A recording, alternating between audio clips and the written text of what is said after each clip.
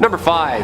Nephilim. This one I can get behind for sure. How the pyramids were built still baffles me, and reading all about these things at least makes my brain relax for a second. The giants, the talls, the long neck people, the Nephilim. Again, never been a Bible guy myself, so no judgment if you say all this happened, but I'm just catching up on all this stuff. But in short, the Nephilim were like the offspring of angels and human women, according to Genesis 6:1-4 and Jude. The Nephilim are also mentioned in Numbers 13:33, but it is likely that by this time in Israel's history, Nephilim was used as a term for a tall, intimidating peoples. It's plausible that the Nephilim were both half angels and half giants, making them absolutely huge and absolutely super strong. The Nephilim were the children of the sons of gods and daughters of men, and Christian scholars have theorized that the sons of gods were actually these demonic fallen angels who reproduced with women. Being the offspring of partial angelic heredity, the Nephilim were considered mighty men who are of old, the men of renown.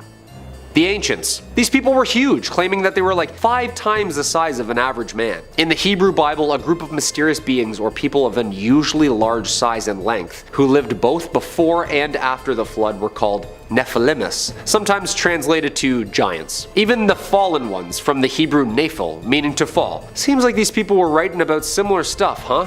Spooky. Number 4. 200 million horsemen. This next one is not really a creature as much as it's the end of a lot of all of us. All this Armageddon stuff they were saying, that's some pretty strange stuff that's on its way. Book of Revelation stuff, you know? Quote, I saw as God wanted to show me the horses and the men on them. The men had pieces of iron on their chests. These were red like fire and blue like the sky and yellow like sulfur. The heads of the horses looked like the heads of lions. Fire and smoke and sulfur came out of their mouths. 1/3 part of all man was killed by the fire and smoke and sulfur that came out of their mouths. Word for word. Horsemen or ancient biblical technology? This sounds horrifying. Also, 200 million? That's a lot of flying flaming horses just trucking around the skies and sands like giant tanks, firing fire out of their mouths and nose. As I looked, behold, a stormy wind came out of the north, and a great cloud with brightness around it, and fire flashing forth continually, and in the midst of the fire,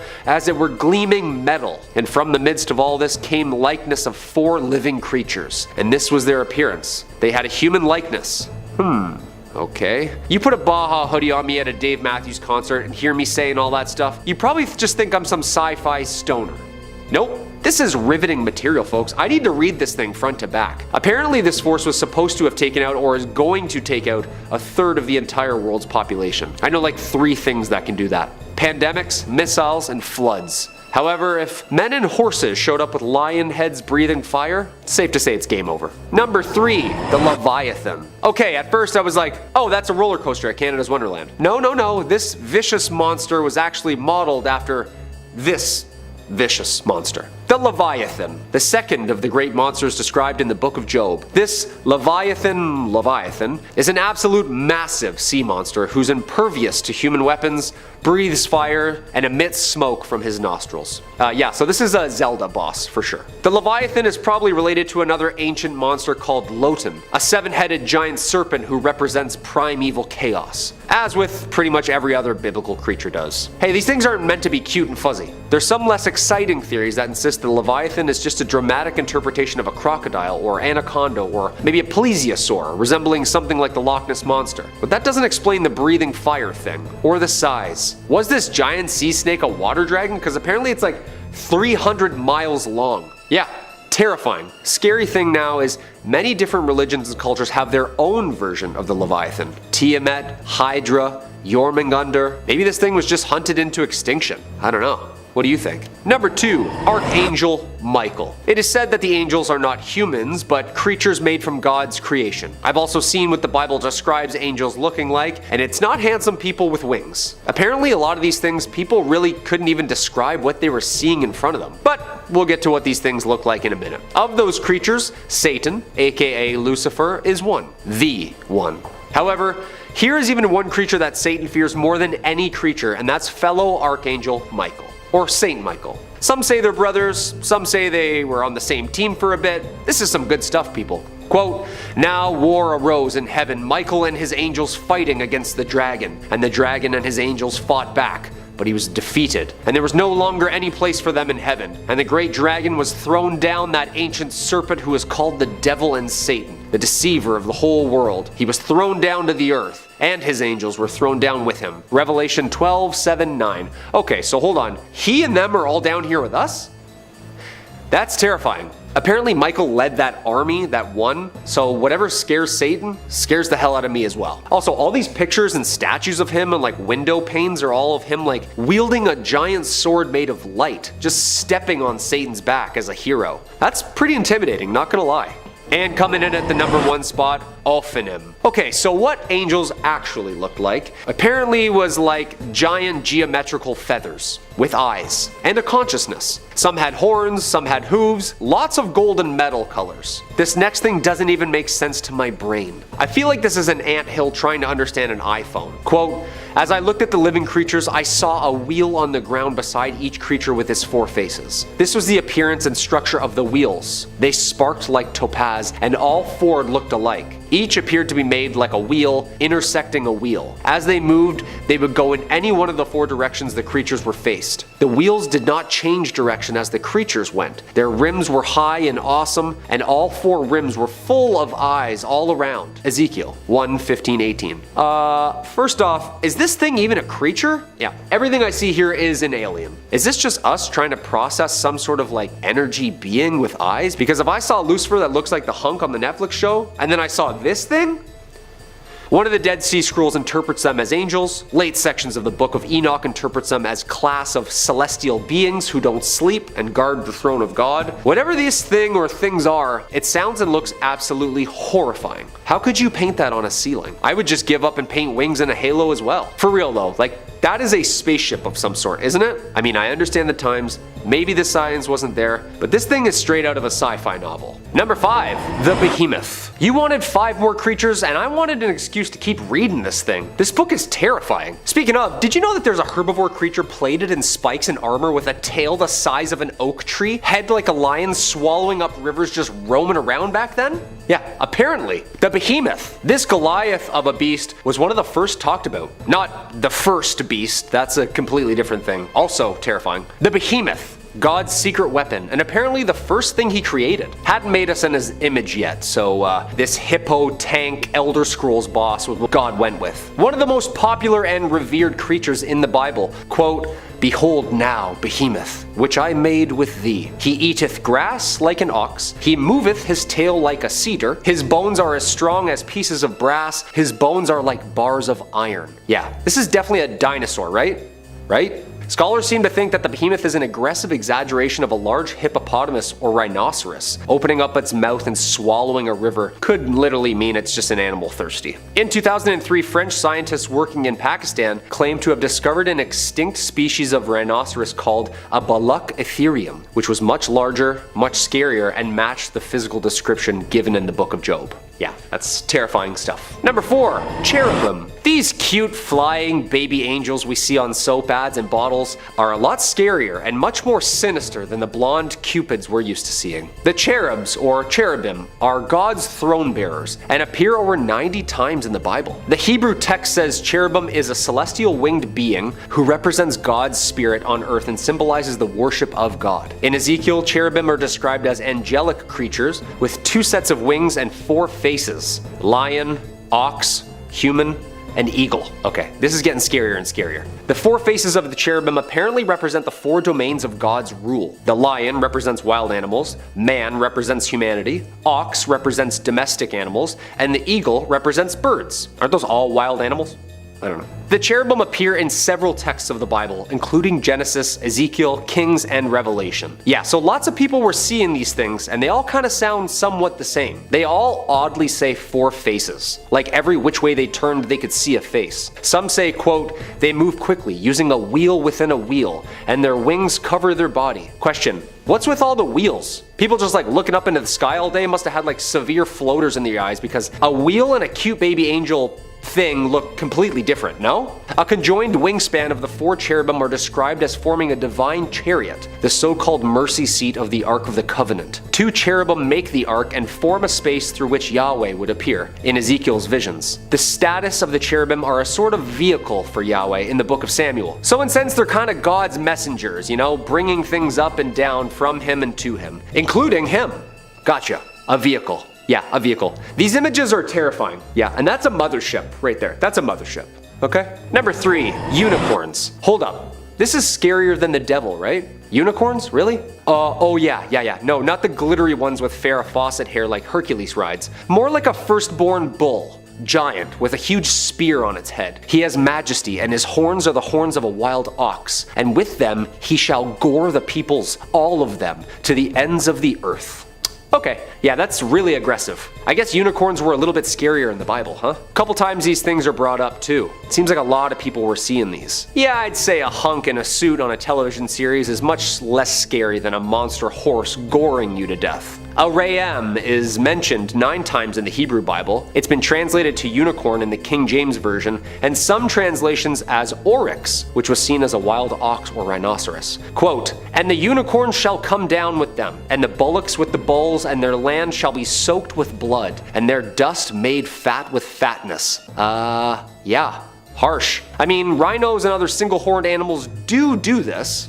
The Bible describes unicorns skipping like calves, traveling like bulls, and bleeding when they die, so they were real and very mortal, mostly believed to be an exaggeration though. Even Julius Caesar speaks of them. Quote, "A little below the elephant in size and appearance, color, and shape of a bull, their strength and speed are extraordinary. They spare neither man nor wild beast." Were the ancients seeing like giant extinct rhinos, or were these flying evil narwhals just goring everyone to the end of the earth? Who knows? Sure sounds like it. Number 2, locusts. Dude, I'm already afraid of the 12-inch flying praying mantises that do exist today. I can't imagine what these things looked like. Imagine a dog-sized flying insect blocking out the sun because there's so many of them. Abaddon's locusts. These things were terrifying. The Bible has this to say about them. The 5th angel, apparently Abaddon, sounded his trumpet, and I saw a star that had fallen from the sky to the earth. The star was given the key to the shaft of the abyss. When he opened the abyss, smoke rose from it like the smoke from a gigantic furnace. The sun and sky were darkened by smoke from the abyss, and out of the smoke, locusts came down upon the earth and were given power like that of scorpions. These demon bugs are well detailed in the Bible. They're described as, quote,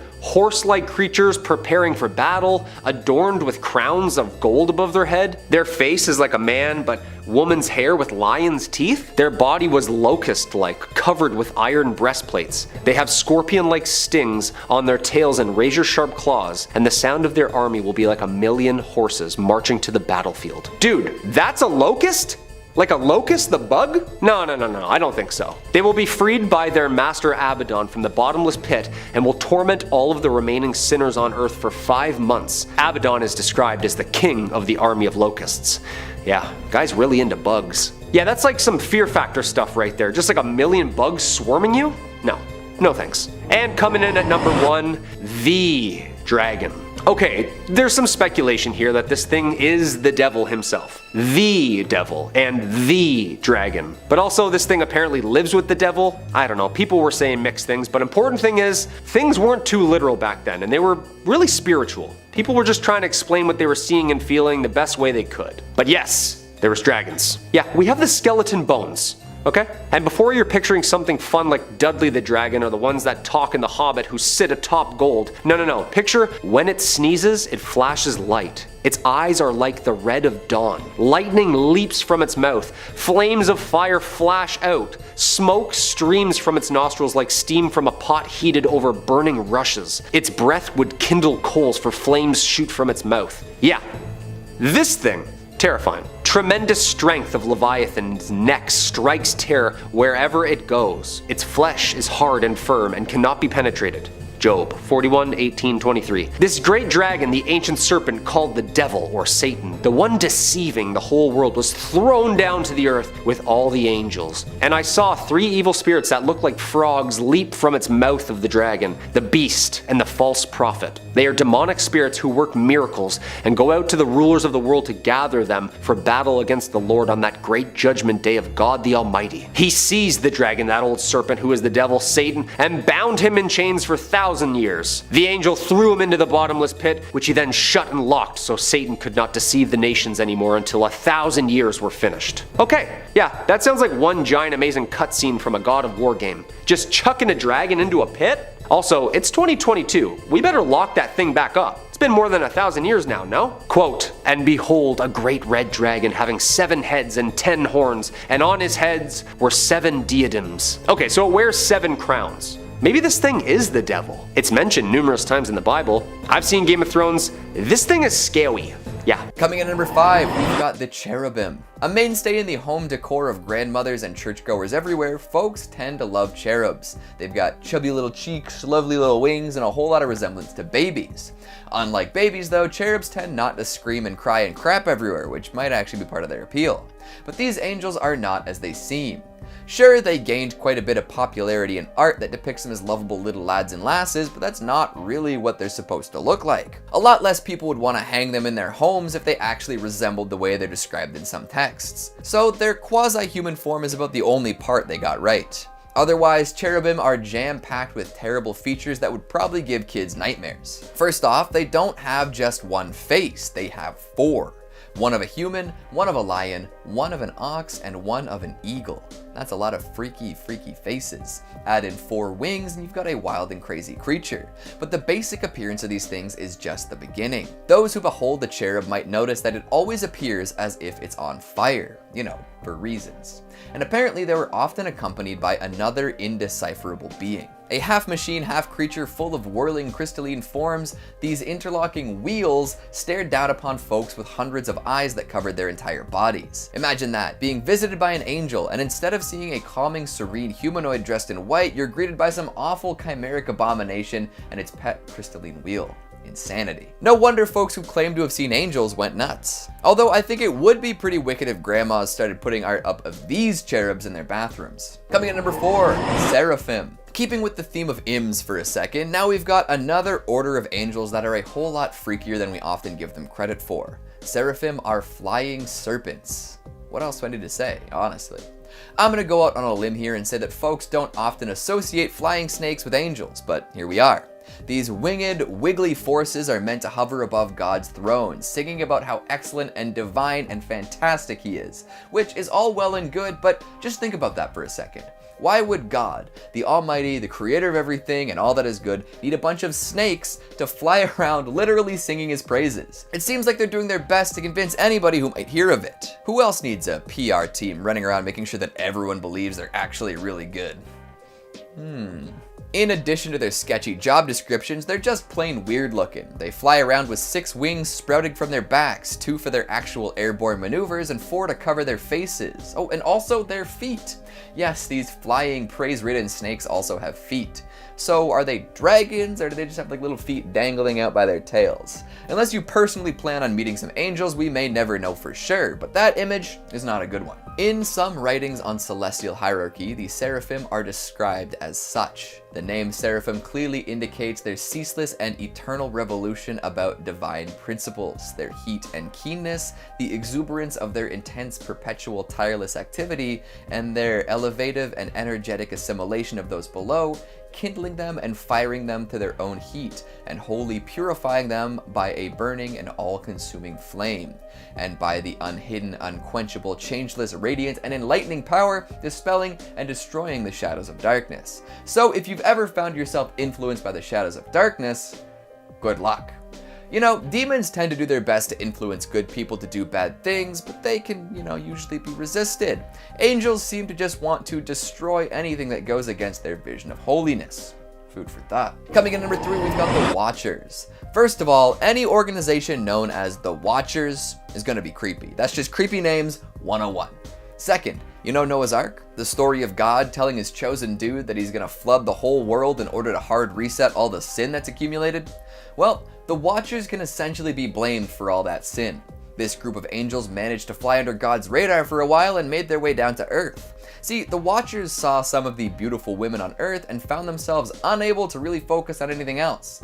Wanting to marry these mortals, the Watchers rebelled against the rest of heaven and went down to Earth to have a good time. While there, they lived hedonistic, overly sexual lives and taught humans secret knowledge too. It's said that the Watchers were the first to teach people about weapons, which obviously ended up in brutal violence. Also, the kids they had with human mothers turned out to be a little abnormal. You might be conjuring up images of Greek demigods right now, but that's not the case with Christianity. Instead, these human-angel hybrids turned into 1,000-foot tall abominations and started killing and eating people. They also forced humans into slavery in order to produce more food, which, good stuff. Way to go, Watchers. Very responsible. Teaching these lower beings about weapons and makeup and then breeding them to make ungodly abominations. In the end, though, God did take revenge and lock these angels away, but damn. Not even the devil could come up with a plot to so thoroughly f everything up. Coming at number 2, we've got Belial. If you're a fan of this channel, you've probably heard this name before. However, we don't usually talk about Belial in a biblical context. Now, we're talking about Basket Case, a classic. However, the surgically removed basket-dwelling monster got his name from this horrific angel. Fitting, especially when you realize what the original Belial got up to. Created right after Lucifer, he was one of the first angels to revolt against God, and that's just the start too. Belial led an army against Michael, resulting in untold amounts of carnage. Each army took 3 wins, and only during the 7th battle did God intervene because he wanted to make sure that Belial lost. For an angel to revolt against the others and then do unspeakable things against the others during battle, that takes a lot of power, and lots of terrifying evil too. Man, even the strongest from hell were once angels, eh? And coming in at number 1, we've got Raphael. To round it all out, let's discuss how even the holiest of forces are capable of the absolute cruelest of acts. Like, unimaginable torture that lasts lifetimes. I guess we already knew all that thanks to Dante's Inferno, but let's take a look at a very specific, pointed act of malice for a second. Raphael. Although he's not one of the named angels in the New Testament, he has become associated with healing and stirring the pool of Bethesda. However, just because he's associated with healing doesn't mean he can't bring the pain. Known for fighting the demon Azazel, he eventually triumphed over this force of evil. So what'd he do when he won? Did he banish the demon, purify its soul? Nope. He bound their hands and feet together, found a big hole in the desert full of rocks, and then cast the demon into this pit. Apparently, that demon waits there until the day of judgment, when he will then subsequently be cast into a pit of fire. Holy smokes, that is a hardcore punishment.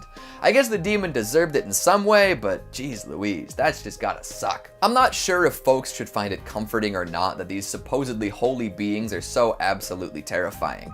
Like, if you ever saw one with your own 2 eyes, it might have a Lovecraftian, madness-inducing effect on you. Seriously, angels are scary.